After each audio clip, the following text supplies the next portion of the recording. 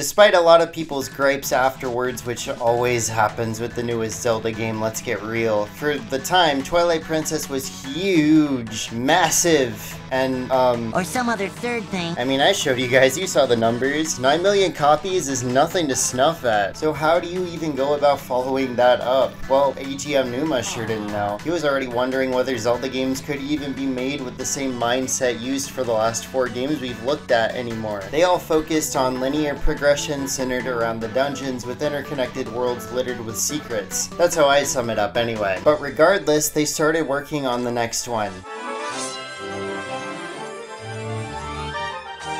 Kind of. They had fucking Monolith Soft helping them out, which I love to hear because Xenoblade is my shit. 3 is so fucking good, go play it guys. But the main Zelda team was split up and made a couple titles for the DS. I comment on how I think those impacted the outcome of Skyward Sword, but I haven't finished them. The co-director of Phantom Hourglass, Hidemaru Fujibayashi, became the main director of the new game, and once the DS games were over with, the whole team hunkered down and got to work. They had a massive budget, and by the end of the Great Ordeal, they'd ended up working on this whatever it was homunculus for 5 years. That's a pretty average wait time for the next game nowadays, but in 2011 that was the largest gap between big 3D Zelda games yet. So what's its whole deal? What's the pitch? What if the Wii Remote was your sword? They did do that last time, technically, but since you just had to waggle the thing at all to do an attack, it was basically just like pushing the button. A lot of Wii games were like that in the early years, and truthfully all the way to the end, with the only truly spectacular uses of the console's main gimmick being Wii Sports, Mario Galaxy, and other games that focused on the IR pointer. Not that that didn't get boring across the whole library when basically every game was doing it, but aiming with the pointer was the best part of playing TP on the Wii, so obviously any game that focuses on that is going to be better than a Waggle Fest. So what makes that pitch for the new Zelda game mean anything? Well, in 2009, Nintendo revealed the Wii Motion Plus accessory for the Wii Remote, which let the console do crazier motion stuff by assigning the movement to a more mega fancy gyroscope. This was an early version of this type of technology that's only gotten better with time. Splatoon is one of the only shooters I've gotten into because its use of gyro aim also helps me finally get used to aiming properly. Normally I suck butt at it. Like when I play Halo 2 with the boys, I always steal the energy sword thing and try to get stab kills, but it was still cool back in the day. They even made a Wii Sports sequel to really show it off, and that sequel had a sword fighting minigame, and that's when things clicked for Aonuma. See, imagine this minigame, but it's also a big Zelda adventure. That's the true pitch. And so, after one of the biggest cases of cringe to come out of E3's cascade of secondhand face scrunching... Bill, that's not right. What? You've got to hold the shield more like a shield. Wait. And the sword like this. Wait. And so...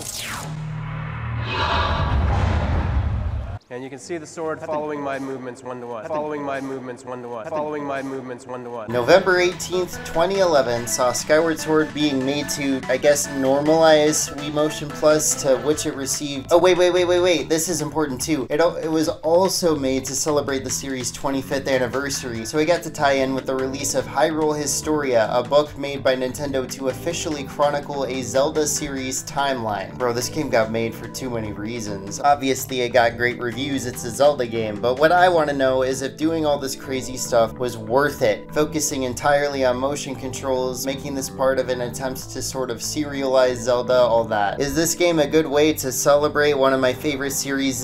Is it gold or silver? Whatever. Birthdays? I'm Izzy-Doodle, and this is a long review of The Legend of Zelda Skyward Sword HD. Yeah. Before we get too antsy and get started, I'm playing the Switch remake, Skyward Sword HD. I just said that. You're probably wondering why I haven't used any of the other remakes so far to get better looking footage. Well, I don't own a Wii U, and God forbid I try to get a 3DS capture card set up. It looks like trying to set up a freaking Lego Mindstorms kit. You remember those? My math teacher tried to set up an engineering club, but it was just doing the very basics with that shit, and the club lasted a month before he just gave up. up. Poor guy. Stupid idea though. The other main thing for me was that I wanted to discuss these games in the context of their original release and legacy as much as possible. But since I don't own an N64 either, the GCN ports of Oot and were the next best thing. Plus in the TP vid, I just wanted to talk about the Wii Remote. But Skyward Sword is a special case. This is the only Zelda game I own that I have only beaten one time. I've tried a couple times to get into it again after my first playthrough, but I always get stuck at the fucking volcano. The game just can't keep my interest. Not to be a normal boots about it, you know, but I'm anticipating that I really am going to be suffering through this game for you guys. So any version with the most quality of life stuff is the best one to go with. That's why I'm going to be sticking with the Switch version. That way I can play with a normal controller, and if I really feel like I need to, I can switch over to my not so reliable Joy-Cons to get a Wiimote-esque experience. Cool? Cool. But don't think I won't be talking about those original controls. I kind of need to if I'm gonna dig into the remaster's redone control scheme at all. Plus, when I beat Skyward Sword that single time, I was in high school. I'm more level-headed now, and it's definitely been long enough that my memory of all the nuances of progressing through the game are super fuzzy at best and totally gone at worst. So this will be a fantastic opportunity to practice better good faith criticism, which I'm gonna be more than happy to do. It just so happens that if it wasn't for this video, I probably wouldn't be able to get over that mental hump as easily. I think that's enough rambling for the start of a fucking video. Now, what should I name my last link? I've had such a good time coming up with stupid names for these video playthroughs, so for an equally silly yet still heartfelt end to the trend, this one needs to be extra goofy.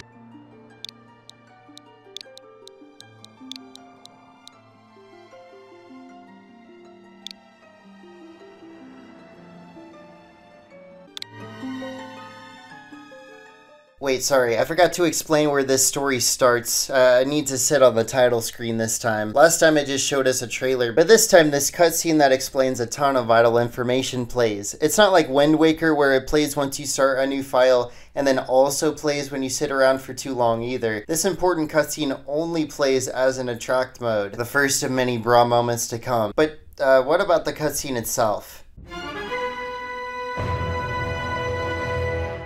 Well, if you gotta know, 1 billion years ago some demons showed up and started murdering all the people. Why? Because they wanted the golden power the goddess had, the Triforce. Oh no, not the Triforce. I hope nothing bad happens to it. Well, nothing did. She put all the people on a rock and chucked them up into the sky. Then the goddess sealed all the demons up, and that happened a hot second ago according to the... We live in a society. Then the goddess sealed all the demons up, and that happened a hot second ago according to the narrator. They say that a new legend tied to the one we just heard will be forged by our own hand. Man, shut the front up. That's the most gimmicky shit you could write to try and hype us up for this new story. It's so bad, it's so blandly cliche. After that, we get started for real, and we immediately get hit with the sweeping sounds of Zelda's first full in-game orchestra as we get introduced to the floating island of SKYLOFT. Unlike the Wind Waker, where the mystery of what happened to Hyrule was teased and then reintroduced later on, here we already know this place is obviously that tossed rock from the opening. And it's nice to see that this place is kind of thriving, with a little society that can somehow sustain itself despite having no other real location to get resources from. But we don't need to think about all that. We actually meet Zelda before we get to meet Link this time, which starts to show how actually important she is at the start of the game. Link's intro isn't that far behind though, because this big blue bird yanks him out of a nightmare and gives him a letter, saying that Zelda wants us to go meet her. So far this is kind of following the same sort of Mad Libs game that Wind Waker was, which honestly I'm okay with so far. Once we finally get control of Link, we just need to start walking to get to where we're going. There's this optional objective you can do to help this weakling kid get some money. I think the idea is that it can help you get the new stamina gauge a little more quickly, but unsurprisingly, slowly hauling a big barrel is boring and...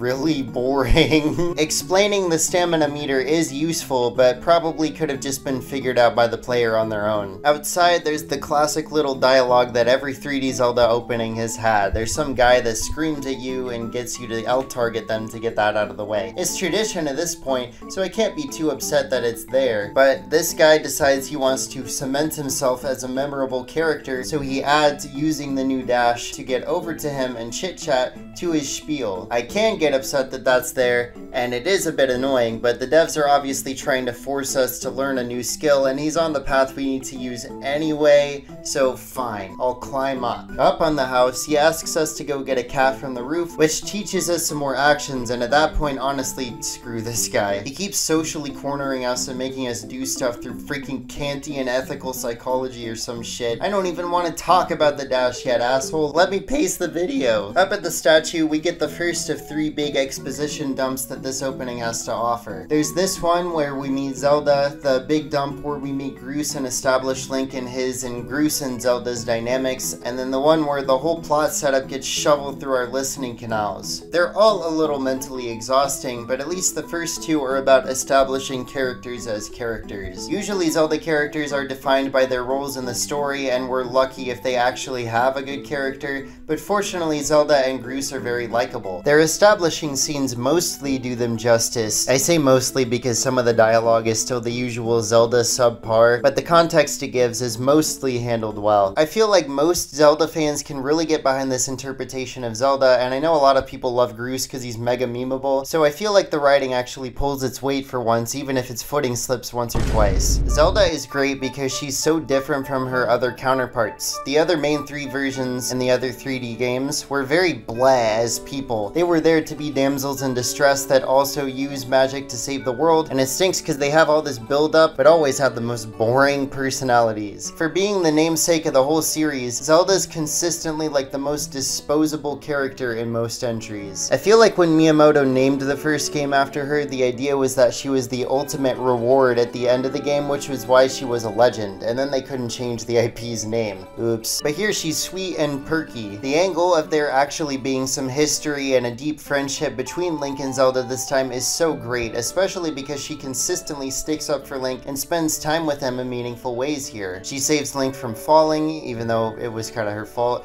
tells Groose to fuck off, and helps get her dad, who's the headmaster of the school, to postpone the whole flying contest so Link can find his bird. She then teaches you how to fly on said bird. Probably the weakest part of her appearances here is when she has those weird tingles and then starts talking about the surface while we're supposed to be flying. I get this game is trying to put more effort into a story than a lot of previous entries, but this comes across as very clumsy. I would have moved her little spiel about the surface to when Link and Zelda are flying around all flirtily. She could drop that deep convo in the middle, like she feels better being vulnerable after having such a good day with her best friend, and then BAM! Tornado!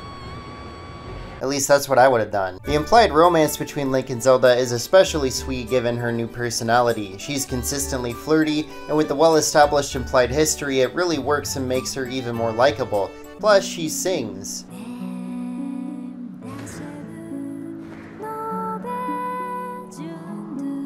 I really like it when characters sing. Bob's Burgers the movie, good movie, 8 out of 10. By the way, did you know they put the real world legend Kyle Diaz in this game? It's true. Kyle, since you're clearly in such a good mood, can you tell us your full home address and social security number? Yeah, it's By the way, go listen to my podcast. It's on this channel too. Groose doesn't sing, but he's still a great character in his own right. He's just a huge high school bully. Usually these types of characters are not very interesting, and it is admittedly a weird choice for a core cast member in a Zelda game, but they make him silly enough that he really works. I always pick the nice hair bitch option because the idea that a Zelda character gets upset over their especially goofy haircut is just perfect. Plus he actually has an arc that we'll get into later. There was clearly a lot of effort put into how Groose was portrayed. I mean, there was a lot of effort put into how this whole intro was presented overall, to be fair. Lots of specific music cues and well-directed cutscenes. Credit where credit is due. Some shots really stick out. The number of word boxes should have been cut by like 50%, but you'll never hear me complaining about the music in this section. Replaying this reminded me of just how many great pieces they orchestrated just for the opening hour.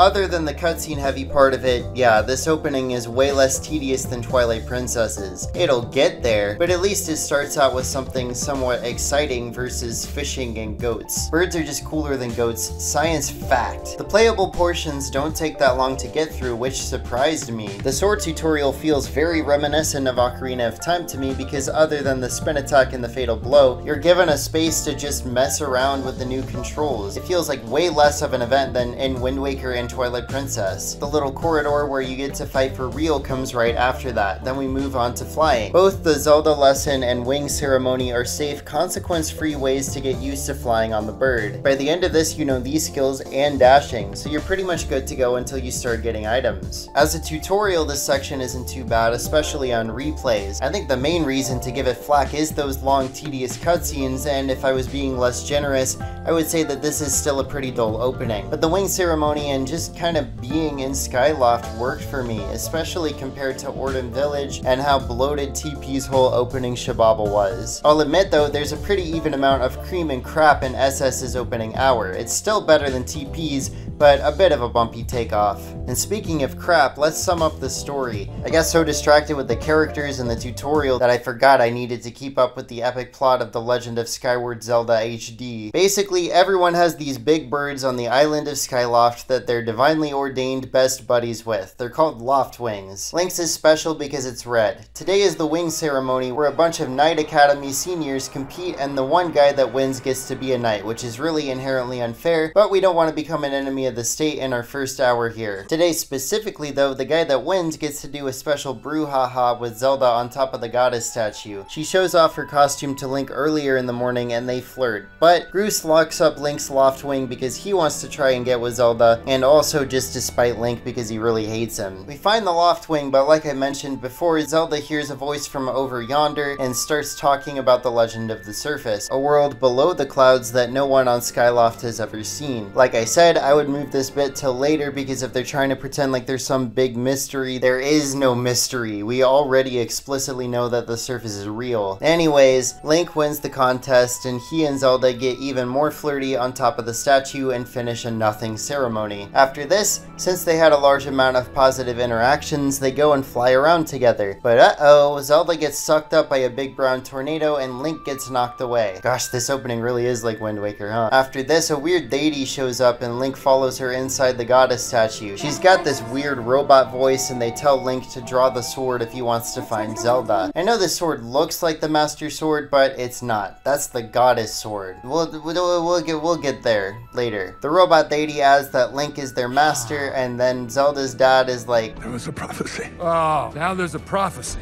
So according to the transitive law of main characters, Link and Zelda are going to stop an apocalypse by going to the surface. Zelda's already there, so Link needs to play catch up. We get a tablet that makes a hole in the cloud so we can get down there, and Fi, the robot, has a high probability of living inside the sword. I think the setup is quite a bit bloated. This game already has 80 billion plates in the air in its first hour. I'll give it the benefit of the doubt and assume I'll feel pretty satisfied with the whole plot by the end. From memory, that is not the case, but like I said, it's been half a decade so I can chill. I am excited to get below the surface and start actually making some Zelda type progress though. JK, Fi thinks we should get equipment first and she's being real insistent about it. Not that it's a bad thing though, because we get to go to the freaking bazaar. This place is awesome. In previous entries, there's always like multiple shops spread apart for different stuff like equipment or potions, but this place rocks because those things and other stuff like the hint guy and the new upgrade shop are all in the same place and set up in a convenient way. This farmer's market type aesthetic really streamlines going to a town to drop rupees on items. And they really went the extra mile with the deets in this place too. Every shop is run by a distinct character that has a unique design and personality that really gets accentuated when they're all in the same space. I like the potion guy that's saddled with his baby, and a boy stirring a cauldron is a nice gender-queering twist on a classic witchy imagery that I really enjoy. The fortune teller with his huge head and eyes is the kind of off-kilter design that personally weirded me out at first, but I find really interesting the more I think on it. And this basic drops salesman clearly takes inspiration from the Happy Mask salesman, even in his energetic animations and the passive-aggressive demeanor that sort of echo how the Happy Mask salesman quickly cut between his animations back in MM. And the music here is excellent. Each shop has its own variation of the main bazaar theme and it switches between them seamlessly, which sounds and feels amazing. Some of the variations even have completely different tempos, and the game keeps that transition smooth and clean between all of them, which is really impressive. I'll save this song for later on, but I just wanted to gush about this song because it's definitely one of the most impressive parts of the game's presentation from a technical implementation perspective. Overall, the BAZAAR is the best part of the game so far because I got an empty bottle at the start of the game. Alright, let's go dive through that ozone hole.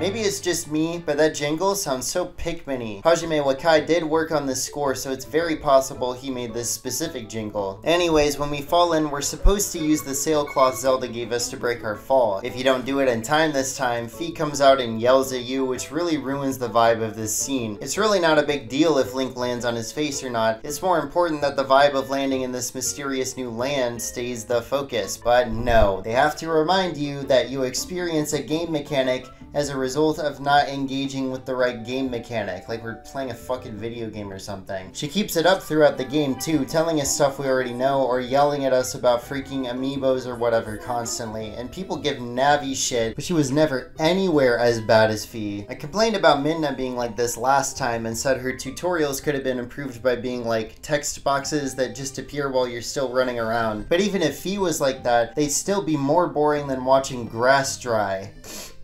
And the reason for that is that Midna was awesome because she had some sass and personality, and Fi is a robot. From what I remember, and Future Drew, who's editing this video, you can just go ahead and confirm this right now, but Fi isn't a funny robot character who gains humanity over the course of the whole narrative. The writers cram it all into an ending cutscene. Yeah, am I right about that? Yeah, so it's not like she's annoying now and becomes more endearing as in a slightly botched character arc with a bad start. She just sucks the whole time. And TBH, other than the knee-highs, their character design fucking sucks too. Fuck Fi. Alright, Fi bashing rant in a 3D Zelda video, check. This area of the sealed grounds has a very serene and kind of spooky atmosphere. Other than a few stationary plant monsters, there's nobody around, so the thick atmosphere really works because both us and Link have no clue what we're getting into down here on the surface. Immediately, Link gets a migraine because of this weird fish-looking demon that's projecting themselves out of this downward spiral. But thanks to fast-acting Skyward Strike Us All, Link is able to whip it fast and get back to, well, the important things in life. After that, we can go into this temple, which is very unceremoniously named the Sealed Temple. That's very Nintendo of it. Link meets this old lady with a really cool design. She's clearly elderly because of her wrinkles and saggy grandma face, and she says she's been waiting for us here for forever, and her clock pendulum hair reflects that. It uses visual shorthand in a really interesting and clever way. Oh, and what's that? Zoom, enhance. She literally painted script foreshadowing on herself. That's a good idea, lady. She explains to us that Zelda came through here not too long ago, but we shouldn't worry about her because she's doing Destiny type biz. We need to do that too, so we need to go to the same place Zelda's headed to. So we shouldn't care about Zelda, but we should go after her. Yeah, I don't know. I don't like the language this game is using about Destiny. Not like in a Christian anti-Harry Potter way, but just they're undermining their own drama by telling us to focus on the goddess and Destiny instead of focusing on Zelda's plight. There was always a lot of Link being a hero of prophecy, obviously, but I don't know. There was a subtle difference in previous games where it still felt like Link had tasks to overcome to become the hero, like in Ocarina of Time and Twilight Princess. Heck, sometimes Link was just a kid who became the hero because they just needed to, and not because of any prophecy. Here they're telling us we're already the hero and we haven't earned anything. And they're trying to use that to get us hooked into the story instead of Zelda, who, as much as I just want to hang out with her, is clearly in need of some rescue and would be a much better sole goal for this part of the game. Not to blow my load before I get there, but Link being Zelda's bodyguard while she goes on her divine mission in Breath of the Wild is a way better dynamic, and honestly, doing something similar here would have worked way better for this first part of the game. Right now, they're making me chase after her, but also telling me not to worry about her and stick to my own shit, when my own shit should be worrying about her. But maybe that's just a writing flaw for this first episode. We'll see how it evolves. Behind the temple, we have to fight some bokoblins to save a Goron, which is our first taste of the main sword combat, so it starts becoming a big part of the game from this point on. There were some stationary enemies at the start of the sealed grounds that were there to help us get used to the basics, but now it's for fucking real, pussies. But to be honest, it's not as complicated as you'd think it'd be to talk about. I promise I'll do my best to stretch this shit out as much as I can though, so I can put another section on the timeline. You know how the grind goes. In the Wii version, the whole idea was one-to-one sword play, which means however you move, that's how Link moves his sword. But it would be too complicated if it was every single way you can move, Link can also move. So they compromised and created a system that gets you to move in specific ways. So only by technicality it's one-to-one, but I'm not gonna fault them for that. I'm sure they did the best they could with the tech at the time. The system they put in lets you do horizontal slices, vertical slices, diagonal slices going from top left to bottom right, and bottom left to top right, and a jab. A horizontal and vertical spin attack, as well as the fatal blow from Twilight Princess are here too. A lot of enemies encourage you to use a specific motion to kind of stagger them so you can get a bunch of hits in by moving really fast. And that's the gist of it. Some enemies block you and are very annoying for it. Some enemies are slash fests, and to be honest, none of them make the combat more than an interesting idea that they implemented pretty well. Obviously, the Zelda fanbase was fairly divided on how the motion controls were implemented anyways, but I honestly don't have a strong opinion. The endgame enemies weigh it down more than the actual controls for me. You can still do the motion controls by using a Joy-Con, and it's a little different, but it does feel mostly how it should. The huge draw with the HD version was that they reworked it to be played on a Pro controller, with the big fix being to map all the sword controls to the right stick. You do, I don't know how to put this, spaced out nudges of the stick to do all the same attacks, move it back and forth really fast to do the spin attacks, and press the stick in to do the jab. It's a less than natural idea, and even once you get used to it, I feel like it's pretty weird. But the normal combat was never actually super complicated anyway, so I can put up with it. Honestly, as novel as swinging the Wii remote was, I did get a bit tired of it by the end of my initial playthrough, so these slightly awkward controls work way better than getting tennis elbow.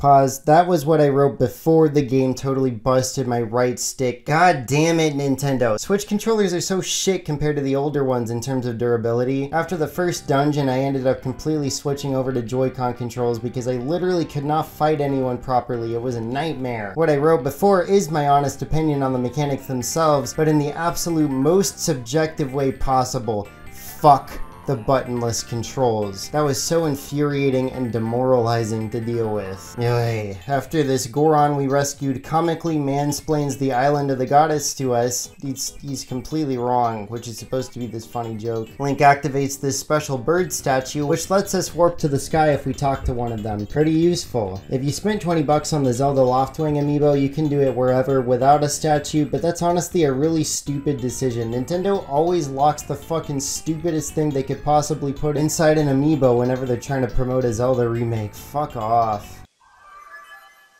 Yeah, you fuck off too, cunt. The first major area is FARON Woods, which is pretty standard Zelda stuff. A big forest to find the first dungeon in. It's even got a massive tree in the middle. This area isn't the biggest Zelda location. A lot of little segments are walled off from each other, but it is fun to explore, and the music is nice and energetic when compared to most other forests in the series, which I appreciate. To find out where Zelda went, Link needs to rescue these 3 little kiwis. I love their design. They're based on kiwi birds, obviously, which are fucking awesome. Did you know these bitches live in fucking New Zealand? Damn, The Hobbit, fucking Lord of the Rings and shit. They use their sense of smell to dig worms out of the ground. Science fact. Have you ever seen that short film that guy made about the kiwi? Oh my god, the music and the emotions. Oh my god. Link in the description below. But I hate these guys in the Zelda game. They make annoying noises.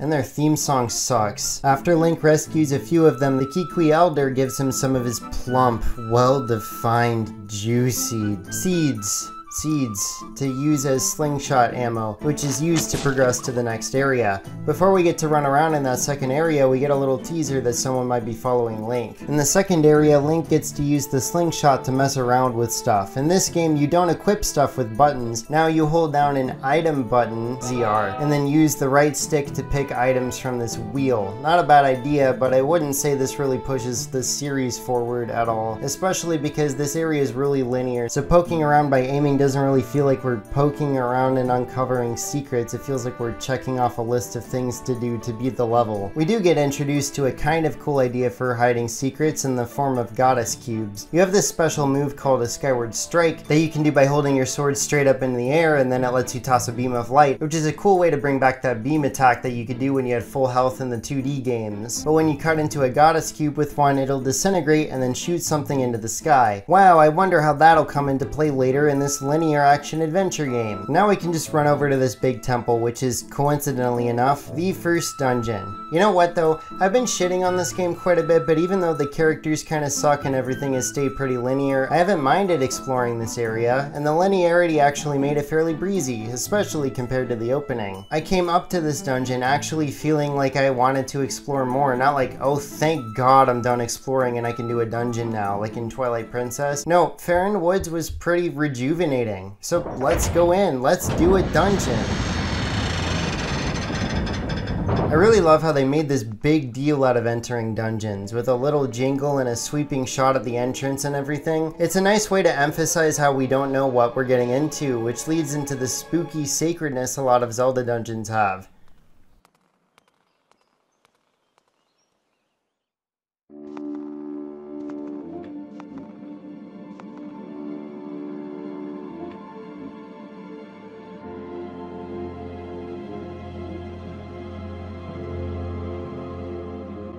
Skyview Temple is thick. Skyview Temple is thick with it right from the start. The main rooms all have this really great blue aesthetic with an emphasis on all the light coming from these squishy bioluminescent mushrooms. It's both calming and eerie, and I freaking love it. The music is really moody and that bass just keeps churning the whole time. The only time they break this look is the second main room, which is a bright evening-ish gold, but considering how tall and open this room is, it's a great visual change of pace that I don't mind. The overall progression isn't very complicated. There's this first main room with a room to either side, a second main room with a mid-boss room, and then 2 more rooms on either side once again, then 1 more room before the boss door. But something this dungeon does really well is using verticality to make sure that each room has more to it. There's a lot of crevices and little hidey holes, and some places in the first room you can only reach by raising the water level. The second room hides a lot of secrets and puzzle solutions up in the air, so you're forced to make use of the beetle and fuck you, Fee. The game just told me what the item does, and you're literally saying the same thing twice in a row. Okay, you know what? Anytime Fee pops out and says something stupid and unnecessary, I'm gonna record some stock screams and then just play them behind my voiceover so we can emphasize this is just another Fee moment. Alright, you ready? Here we go. Aye! Bruh. Okay, cool. Here, I'll even keep a funny little counter up in the corner for us. What are we up to? Like 3 now? I think that's what it was. But god damn, the beetle's a good item. You just let this thing go and it'll fly through the air, and you can bop enemies and switches with it. You can collect items with it. You get some insane air, and you can maneuver really tightly too. The intro puzzle it has, where you send it around the outside of the room you're in to unlock the door, really sets you up to notice how many random holes are all over the upper part of the walls in this dungeon, out of your reach. It not only makes the fake architecture impressive from a scale perspective, but from a gameplay perspective as well. One of my favorite details is how when you pick up items, Link doesn't collect them until the beetle returns to him. Hopefully the beetle bodes well for any other new items they introduce. I'll also say that the combat gets a bit more varied, or I guess I should say using the sword in general, because it's not all fighting. There's these unique eyeball things that you trigger by moving the sword in a circle and making them dizzy. There's such a silly thing that doesn't fit the dungeon at all, but I kind of love them. It's almost a shame they only get used here. The enemy variety is pretty great all around in this dungeon. There's more Keese and Bokoblins and Dekubabas, but then there's these yellow Dekubabas that can switch how you have to slice them. There's also spiders that you need to stab in the belly, and they are a very dynamic enemy because they don't just hang from the ceiling, they can also come down and crawl at you, so you need to flip them over and do a fatal blow. That's really creative and probably took a lot of work to implement, but it paid off in my opinion. Stalfos get introduced here, but they're basically just stronger Bokoblins to slide into the mid-boss role they usually get used for. Not that that's bad, because we're still at the beginning here, but let's be real, that's all they really amount to. There's some big changes to major dungeon mechanics that I really like that start right off the bat here. Dungeon maps now have the functionality of the compass glued onto them, so now whenever you get a map, you can just see where all the chests are. That's really convenient, and while I can see the argument for it being too convenient, you won't catch me complaining. The other big change is to the boss keys. They're these weird sculpture relic things now, and you need to do a little mini game where you rotate them to slot them into the boss door. This is clearly only here because it has to be. In the Wii version this was really annoying and even painful at times because you had to rotate the Wii remote, but here you just fumble the stick around a bunch. I kinda wish it just slid in the remaster, but for what it's worth, clicking both the sticks in to use the key is satisfying and a good addition. The boss fight introduces us to the main antagonist for most of the game, bisexual icon and demon lord Girahim. He isn't as crazy as Zant, but he's still in the same vein of character archetypes because he gets cranky and angry. They put this out right at the start instead of saving it as a twist, so if Zant bugged you for that reason, then Girahim will probably be more tolerable. I really like his design. His whole diamond motif is awesome, and I'm definitely attracted to him. However, ironically, his boss fight here kind of sucks dick in a bad way. Actually, that's not true. The fight is pretty cool.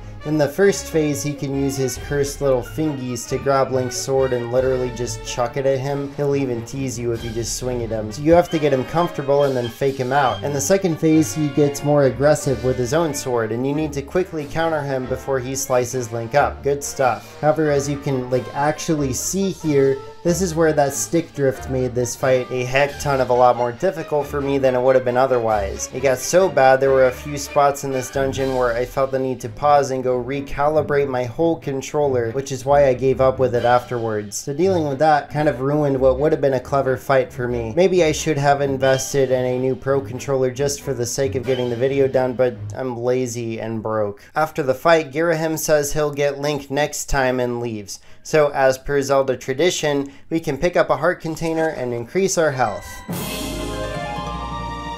Ew, why does it sound like that? Come to think of it, now that I've had the chance to listen to them quite a few times, I don't really like how most of the classic Zelda jingles sound this time around.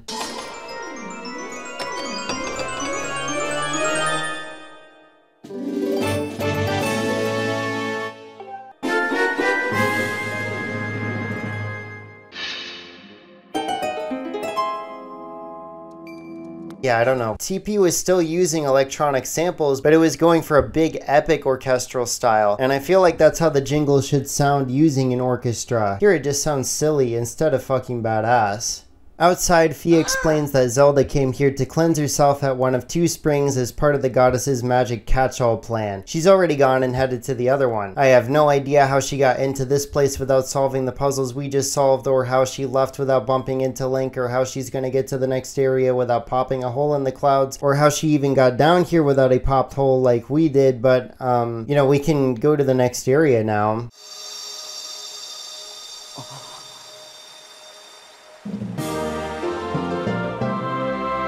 Man, this jingle sucks too. Spirit Tracks had a better jingle for their map collectible. See? That slaps. Well, whatever. Let's go tear the sky a new one. On the way though, Fee explains that the goddess cubes activated these chests on the various sky islands. And this game really is trying to mold itself like Wind Waker with the whole islands thing now too. Your bird even looks like the boat from that game. You know, the bird doesn't control terribly for getting around. You can flap or dive to change height, slow down to make jumping off the bird easier, and dash. Not really anything notably bad as far as it's concerned, it simply functions. And getting around the sky doesn't seem to take very long, so getting these collectibles was pretty breezy here. Then again, even though I wanted to explore this weird pumpkin place a bit more, the other island I explored was just a flat platform with a single chest on it, so either this is a fluke bad one, or this is a terrible omen of things to come. But credit where credit is due, they did something Wind Waker did not that I really wanted them to. The generic islands have their own theme song, and it is just as serene and beautiful as I could hope for. Like sure, as a video game place, this boring platform sucks, but if I was in Link's place and this was the reality of my world, I'd probably fly over to this island whenever the sun was setting and just chill on the edge and take in the calming music. Absolutely nothing could ruin this at all. Okay, let's see what's in the hole with the red light. Hopefully this area is a little bigger, and hopefully we can catch up with Zelda and get some agency by teaming up with her. But there's only one way to find out. Ew, that JPEG they used for the top-down view generationally decayed. ELDIN? is the worst region of all time. Normally I love lava areas, but this place goes above and beyond to be the most arbitrarily linear gauntlet. FARON had linear segments, yeah, but at least the bulk of that place was the big open forest. This place stays pretty on track, with you making your way up the mountain by solving some simple puzzles and using the bomb flowers. And that's not too bad because it's got a lot of variety. Bombs work differently now. You can either lift them up and toss them like in past games, but now you also have the option to hold them down below the waist and bowl them. I will say that bomb bowling feels fairly janky no matter which control scheme you use, but the concept is a good one and I like how much more versatile it makes bomb puzzles. Now it's not just, oh, I need to use a bomb here, it's how do I get a bomb to that specific spot. They get used to kill these fish pumpies that make chimp noises, that have the most real death pose that any Zelda enemies have ever had, and to blow up tiny dams that leak lava out of areas so that you can cross them. With bombs well established, the game feels comfy handing you another new item. The Molmets actually return from the Minish Cap, a GBA Zelda game that's actually pretty great. And while they disappointingly don't let you make your tunnels through walls like in that game, stopping and digging treasure out of these tiny holes is still nice to take a beat and stop to do. I mean, this is a very physical area, right? There's not a lot of think puzzles. It's mostly obvious what the one thing you need to do to move forward is, because it's always going to be murder, bomb tossing, or digging. But it uses these mechanics slightly differently each time, and you cover new ground quickly so you never get bored. I also really like the first time you have to do these vertical sprints up the mountain while the bokoblins toss rocks down at you. But there's a big caveat there that you might have just caught by listening to me, and that's that I really liked it the first time. When you get to the top of the mountain where the Earth Temple is, these annoying moles are overheard explaining that they need to get pieces of the temple key to get inside. Other than this okay pun, these guys really aren't that interesting. Treasure hunting gangsters as all the character archetypes feels a bit too out there, especially since this game is trying to have a grand narrative. But the main header is that we need to use dowsing to get 5 key shards to get into the next dungeon. Dowsing is this ability where you can use the first person view to get pointed towards something so you kind of always know where to go next. Usually our main dowsing target is Zelda, which is used to keep us moving the direction the story wants us to move. For other objectives like hunting for the key keys or these key shards, these things will point us towards one of those at a time. Dowsing is a very confusing inclusion in this game considering how linear Skyward Sword has been up to this point. Zelda doesn't need to be doused because the level design is always funneling us in the right direction. I didn't need it for the key keys because they were all in obvious hiding spots I found by, you know, looking around. But this key quest, ugh. Now I remember why I never finished this game a second time. This quest always made me frustrated to the point of just putting the game down. Running up and down parts of the mountain takes forever, and it makes the hunt exhausting. The last 2 shards especially are so obtusely hidden, and dowsing doesn't really help you at all. Because then I wouldn't have had the dowsing pointer telling me that the shard is behind this rock so that I waste my time using these conspicuous bomb flowers, trying to blow it up, even though I'm supposed to approach it from the other side to open a shortcut. Ha ha ha ha ha ha ha. And you know, usually in other Zelda games when they say, oh, this environment is dangerously hot, don't go in, they like aren't lying to you. Why is this area like this? With feet constantly telling you what to do and the dowsing mechanic in general, it seems like the team wanted to make sure no players could ever get lost. But then the dowsing mechanic is fighting with the level design in ELDIN to make sure you will get confusingly and frustratingly caught in a stupid person loop. But I stuck to my guns this time. I figured this monkeyfish business out, which means that we can enter the Earth Temple and make actual progress in the story on this playthrough. So we're about to enter a part of the game that I've never played since my initial playthrough, and I for one am hoping that we are going to hit an immediate upswing.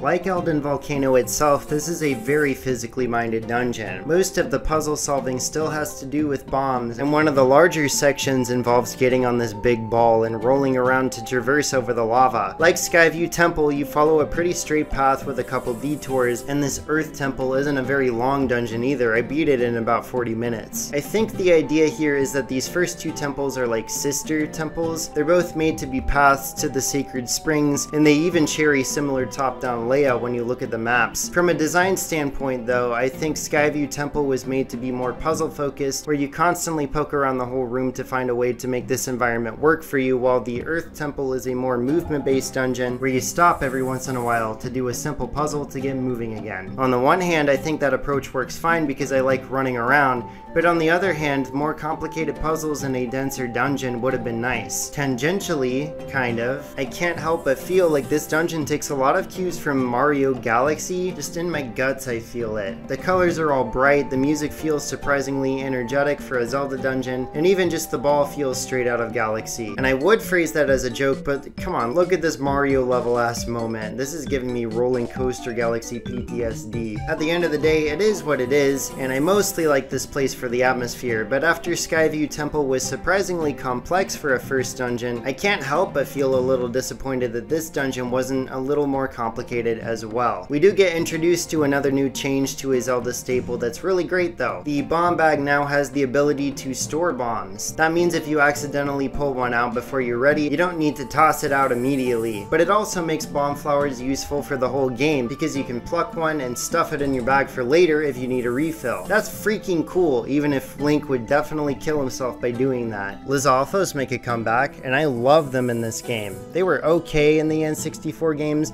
but here they're really cool. Their gecko-inspired design is amazing, and they're actually challenging to fight because of their trademark speed combined with making you strike them from a specific angle. This is a great way to keep the player on their toes while also making reliable and slick use of the unique sword controls. After an Indiana Jones set piece that fails to impress, Girahim shows back up complaining about some lady in black. We saw her earlier and she hasn't been properly introduced, but longtime Zelda fans know this is Impa. Girahim also says this wacky Simpsons-ass line about how getting cranky is a character flaw of mine. Why does everyone in this game quip like a fucking Marvel character? Having a clearly effortful translation is a good thing to prioritize when story is a big selling point for your Japanese developed game, but sometimes you can tell the localization team went a bent overboard like with the mole guys. The boss isn't anything special either. Girahim turns the boulder into a magic creature, and honestly it's just very repetitive and not that engaging. Run up, run down, toss bombs, use swords sometimes. It's almost like a summary of the whole volcano level. Oh wait a minute, look guys, it's Michael from MonsterIncorporated.net.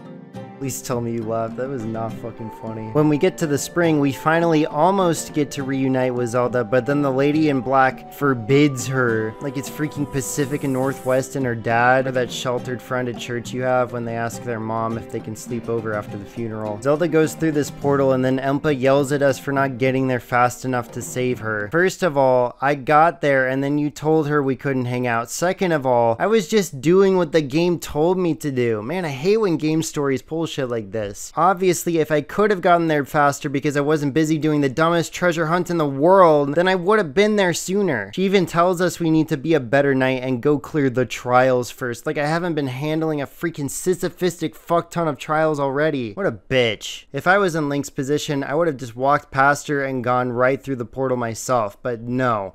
We have to go explore LANAYRU apparently. This whole segment of the story in the overworld sucked ass. The Earth Temple may have been a bit disappointing, but it was still actually fun compared to everything else. If the next area doesn't perk up, I'll keep playing till the end, because that's how this works. In LANAYRU Desert, I learned that anytime the game prompts you to open your sailcloth, which if you'll remember we got yelled at for not doing, Link will yoink it out automatically every single time. LANAYRU Desert rocks. It's structured very linearly at the start with some short puzzles leading you down a direct path, and then ends with a more open area, like a reverse FARON Woods. I like this approach better, I think, because it has that classic level design formula where you introduce a mechanic using a few easy to digest moments before letting the player loose to figure out stuff using the basics they already know. I'm always a sucker for that approach, but I will clarify that it doesn't make FARON weaker, I just prefer the approach they took here. The level design here is centered around the differences between the technologically advanced past and the ruined sandy present. You interact with both eras by slapping these time shift stones, which make any area immediately around them turn back into the past. This makes broken down robots and minecarts work again, skeletons turn into enemies, the sands get covered with lush vegetation, that kind of thing. In terms of narrative presentation, I actually have a lot of issues with these things, like, why is there zero technology in the future? I get the past technology breaking down, but why isn't there similar things still being made when there are sentient races in this world? And why can only one time shift stone be used at a time? Like, I get why for rendering purposes probably. In most areas that use them are built with the limitation in mind, but when I notice it, it doesn't make any sense in the world. They're rocks. They can't communicate to know when one gets turned on so that all of them should turn off. And I don't know if that actually makes any sense or if it's just a me thing, but oh well. To be honest, the team probably just thought the imagery was cool and they were right. That's the main reason I really like this mechanic, just like a lot of other people do, admittedly. They allow for puzzles on a bigger scale to start working their way into the game, and I really appreciate that. It makes me excited for this area's dungeon. Also, this robot from the past that literally takes your map and is like, that's wrong, and then just changes the whole thing. I'm their biggest fan. It's really helpful in this quicksand covered area, but that interaction is just gold. Other than that, yeah, there's not a lot to really discuss here. Solid puzzles, I like the progression design they used, and the aesthetic is pretty. In lieu of me liking volcanoes, I also really enjoy my desert areas, and this area being actually good makes up for the volcano tenfold. The time shifting shit is just the dirt stuffed icing on top. Plus the music is fucking awesome. Out of the 3 areas we visited so far, this is the best freaking one. Can't wait to see what the dungeon has in store for us.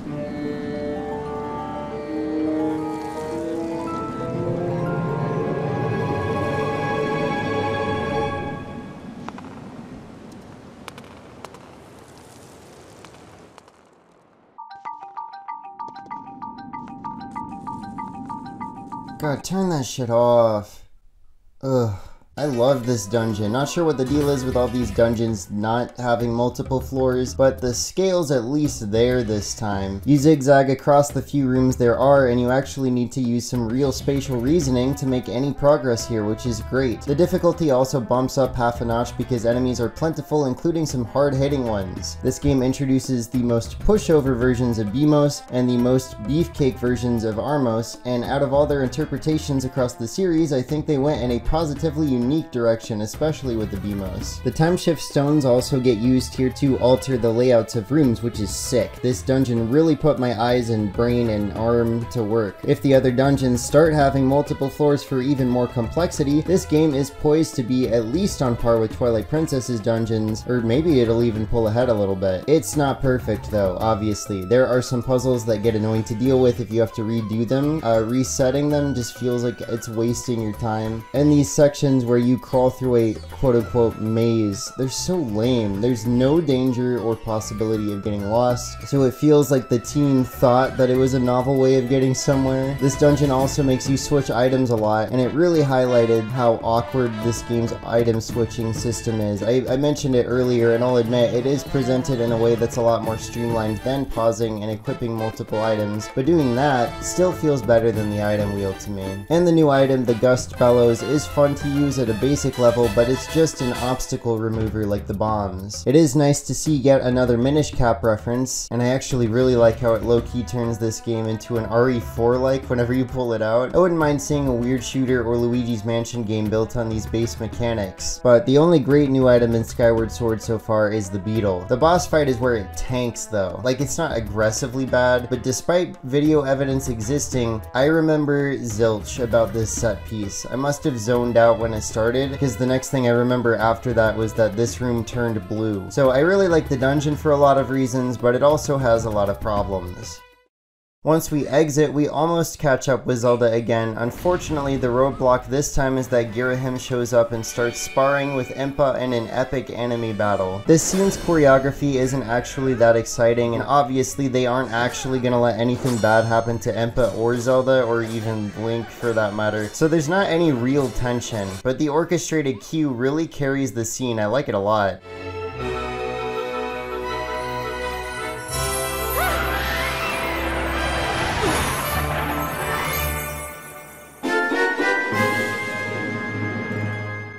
Zelda and Impa rush through this weird gear thing and blow it up, and then, you know, I figure this would immediately turn into a more close quarters fight with Girahim, or maybe something to echo the King Bulblin joust from Twilight Princess, but he just says he'll kill Link next time again, and then poofs away so he can go angrily jerk off or something. Girahim is officially a joke villain. Since Zelda warped backwards in time, I guess, we don't have a clear goal anymore, which means we need to go back to the sealed temple and get exposition on what the next major part of the game is. Most of the games I've covered here have that post-third dungeon exposition dump to raise the stakes and change stuff up, but the difference is those games' stories didn't try to do 80 billion things instead of one clear-cut paragraph that gives us one new goal. Here's the big plot bullet points that happen here. 1. Groose falls to the surface and begins his humility character arc. 2. There's a pretend ticking clock introduced because the seal in the spiral breaks and this creature called the Imprisoned can now break out at any time. So, therefore, 3. Link must return to FARON, ELDIN, and LANAYRU to find 3 flames to make his sword epic so he can activate this second so-called Gate of Time, where hopefully we can finally catch up with Zelda and stop chasing after her like an OnlyFans simp looking for an archived post. That would already be a lot, and each point has their own unique narrative and game structure problems that they introduce, if the game focused on one of those things at a time. But here's the fun part. They overlap all of this exposition. Like, Groose will be egotistical, then Link and the old lady will be talking about more goddess stuff, and then Groose will interrupt the conversation again to talk more about his ego. Then there's the whole Imprisoned boss fight, then the 3 flames quest gets introduced. And this is just the stuff they dropped during the sealed temple bed. They should have really worked to streamline the conversations had here so it didn't feel super jarring with the player being jerked from one subject to the next. Groose's plot getting kicked off is solid. He wants to be the hero, Zelda good, Link bad, but then gets totally humiliated and humbled seeing Link take down the Imprisoned. He has a whole existential crisis. It's kinda nice to see him taken down because he was a jerk at the start of the game, and they stop it there for now, so you want to see what happens with him later. But as for the others, the Imprisoned is a bigger game-wide problem on its own, and I'll get to it later, and the twist that we can't time travel and instead have to return to the same 3 regions, in a word, blows. Time travel was already part of the game in a big way, and would have been the next logical step for the narrative, but now there's no big twist to the game at all, really. Like I said, previous games were great at this. Ocarina of Time introduced time travel as well. Well, I guess Majora's Mask and Wind Waker didn't really have big twists either, but at least the Wind Waker started a cool new story arc and didn't slam the brakes on the game's momentum until later. And TP let the player become the wolf whenever they wanted. Plus, there's lots of examples in the 2D games that I haven't even brought up. But even in the cases where there wasn't really a big twist, they didn't stop the narrative flow of the game to make us backtrack to previous areas. They went somewhere new and kept stuff moving. All of this is without even diving into the whole fetch quest up in the sky. You gotta talk to Zelda's dad to learn to mess around with the towers, then you have to get this dickhead robot to follow you to find the fucking missing propeller for one of the towers. Then you use the harp and the shittiest musical thing in any Zelda game. Then you solve the puzzle on the Song Island, learn a song, and get told to go back to the woods. It takes forever. It's not fun or charming at all. This character is why I don't believe in AI rights in this, the year of 2022, when it hasn't become an issue, and also, I'm joking, please don't kill me, robots. Now, like I said 2 seconds ago, the harp is the worst instrument in Zelda history. Compared to other instruments in the series, it actually has, I think,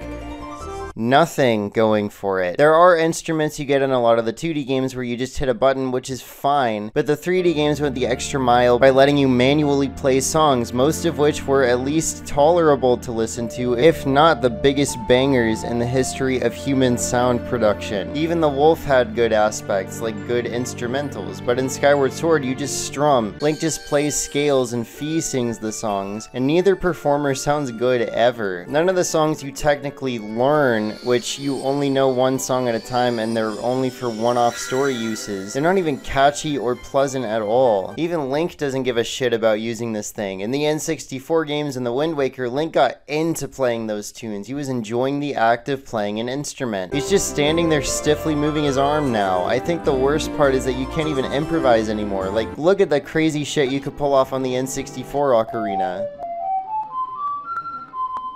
God, turn that shit off. Ugh.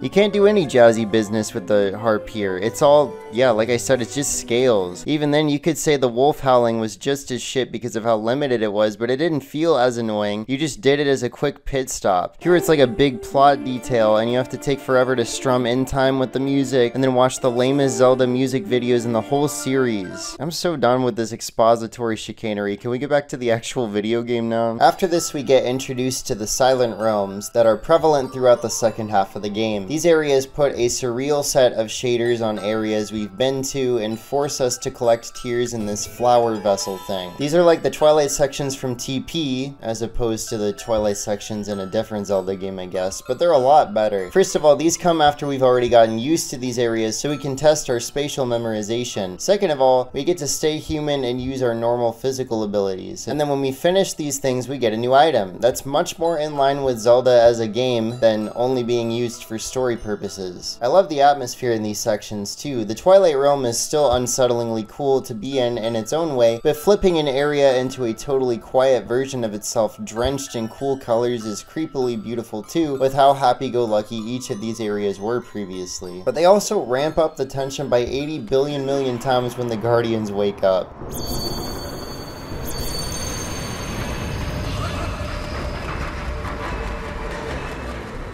The shift to harsh reds and oranges, the tension that comes with the synthy music, and obviously the threat of a one-hit TKO is amazing. It's also really cool how they made an original remix of each area's theme with a musical palette that's consistent between each realm. The only nitpicks I have are these fences, because if this is a reflection of Link's inner soul or brain or whatever, I don't think he would arbitrarily put fences everywhere. I think if this is inside Link's head, it would have been cool to make these versions of the environments more trippy and surreal, maybe like a Psychonauts-esque version of these same areas. That probably wasn't very feasible, but they could have definitely done something better than the fences to wall stuff off.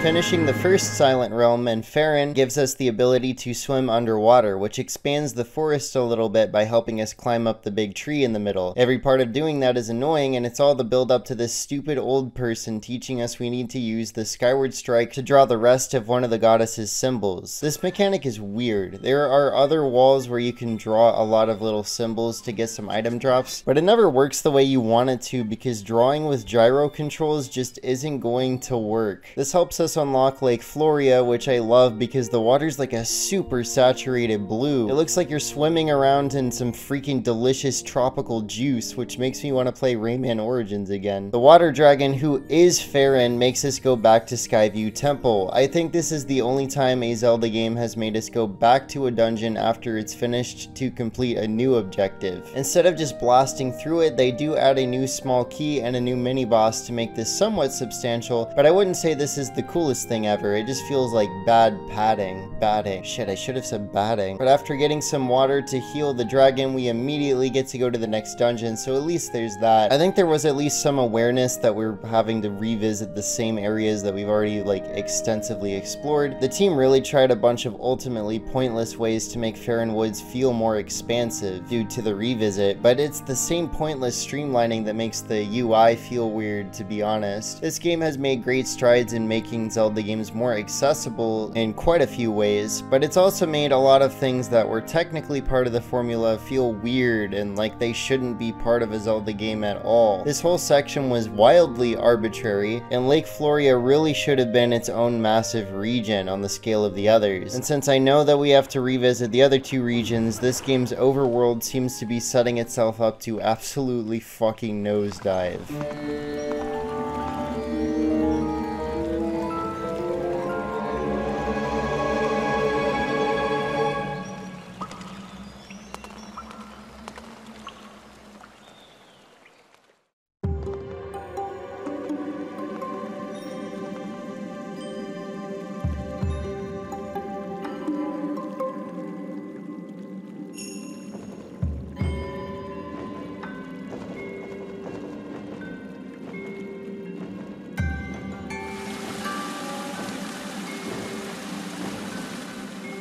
Haha, wow, I love this dungeon. They just keep getting better. Sorry, that came out wrong. I'm always joking about how I should do more takes, so let's do at least one more.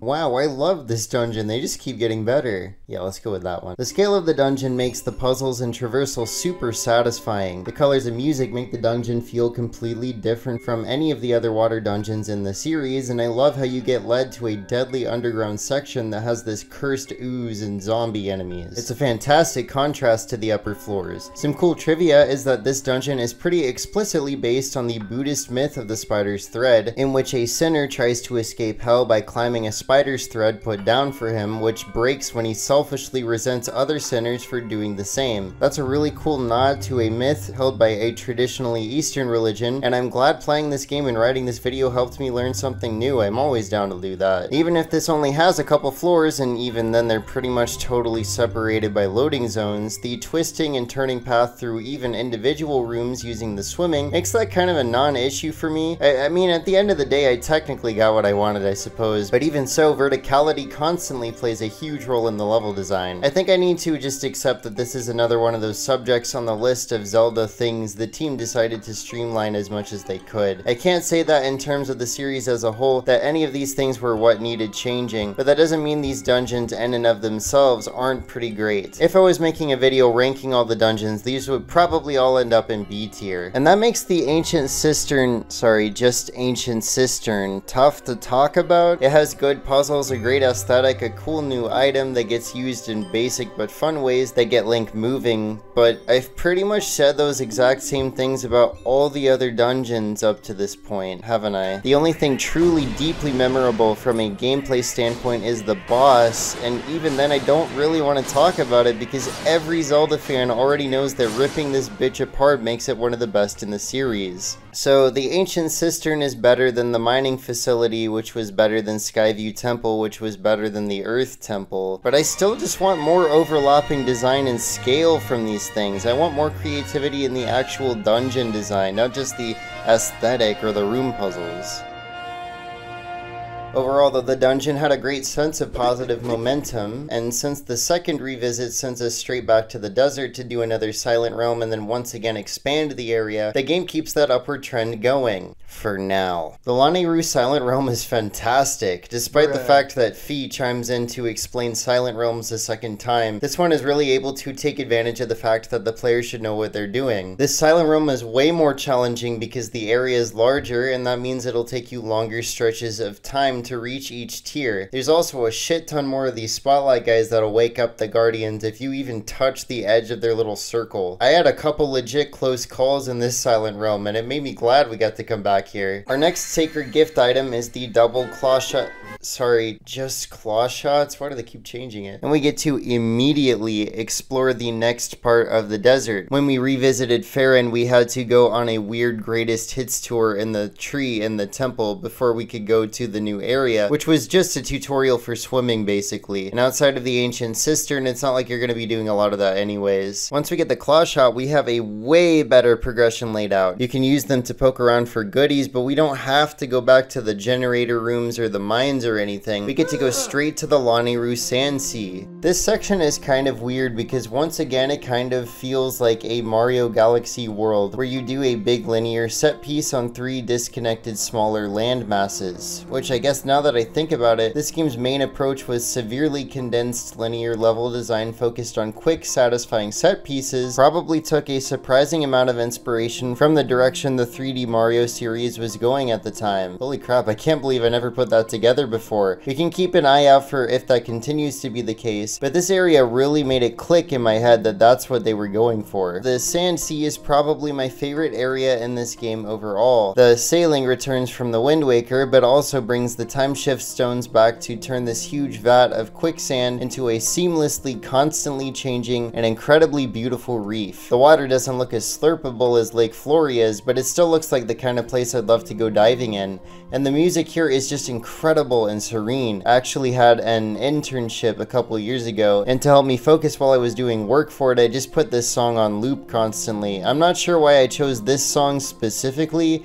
It just really got me in the mood to sit down and focus without making myself too stressed. To be real, it's probably also my favorite song in the game. But we'll get to that later. How many times have I said that in this video? Should I set up a counter for that too? Nah, it's too excessive. The 3 islands you visit are a little bit less interesting than the sea itself because they're in the dried up present, but they're still kind of fun. Using the claw shots to scale the Skipper's Mountain is a nice straightforward level. I like that in his house he's got a bunch of pictures of him with his crew. That's a cool background detail.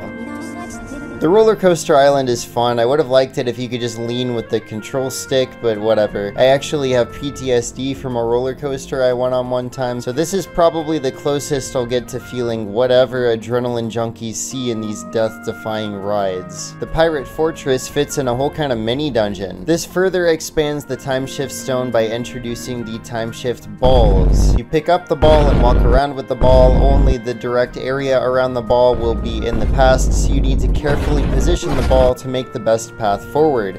There's some great puzzles in here, and the fact that we've gone through so many variations of the time shift stone mechanic shows how passionate the team was in making this area badass. It comes across as their favorite. If there's any failings, the shitty scorpion boss shows up again and still isn't fun. That's it though. To get the next flame, Link has to strand this ancient pirate ship and climb aboard. It's already time for the next dungeon, and I'm so excited.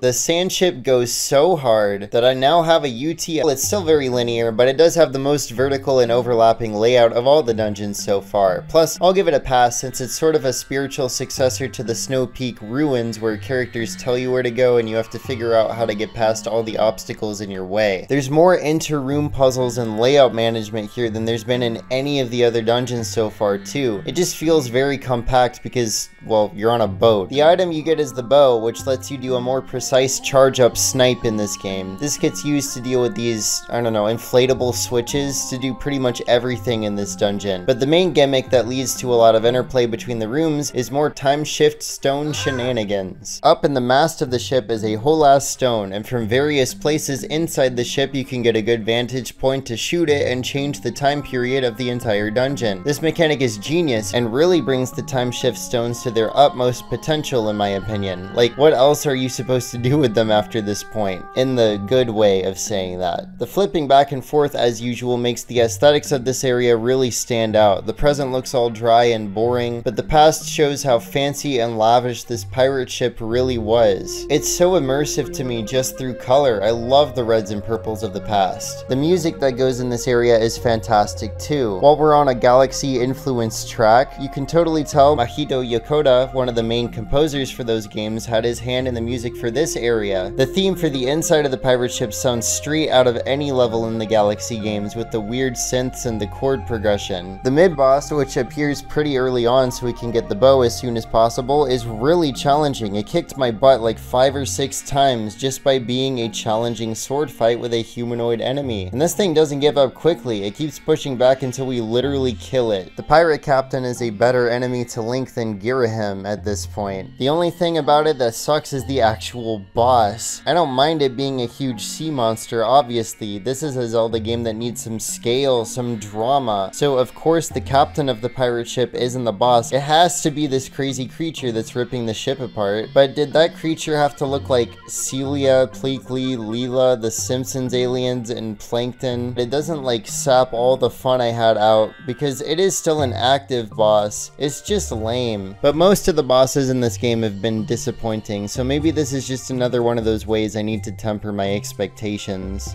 After this we get, of course, the second flame, which is this really gorgeous saturated blue that fits the area well. Between the sea, the ship, and the spark, man, I really wanted that alliteration. This is defo the best looking place in all of Skyward Sword. Overall, I think the art style is fine. I get that they probably wanted to keep the more realistically portrayed world of Twilight Princess but make it look less shit. What they settled on was this look with brighter colors and a lot of textures made to look like watercolor paintings things, which I do think looks really good. With how far you can see across some of these areas, the blurring they do to the horizon really pays off. I'll say though that there's plenty of areas where the colors they chose look real ugly, like the green on Link's tunic. I've never been a fan of it in this game. The clouds in the sky also have this slight brown tint to them, and I have no fucking clue why they picked that instead of making them a gorgeous pure white. The biggest weakness of the art style is definitely still the character design, except this time I'd think I'd have to say it's overall worse than Twilight Princess. In that game there were great character designs that used the anime look of the N64 games in great ways, but here all the characters just look weird with big lips and strange looking eyes. Maybe they were taking some more influence from old painted portraits because the amount of ugly fuckerinos in those things is too numerous for me to count, but nothing about the game really makes it clear that's what they were going for, so the characters are just ugly because they are nice. Look, I'm all for artistic experimentation, obviously. My art style, even just for channel assets and personal projects, has drastically changed constantly over the last year, but as far as Zelda goes, neither of those art style experiments that, let's be honest, were probably just done mostly to placate people that hate Toon Link have paid off really. TP was straight up hard to look at even for its time, and this game looks better overall but still has off-putting characters populating its world. Plus I wouldn't say the painting look particularly suits this game's smaller environments. If we had another game with the scale of the Wind Waker or Twilight Princess where you could look out across larger interconnected areas, this might fit better, but in SS it just feels like they took a wrong puzzle piece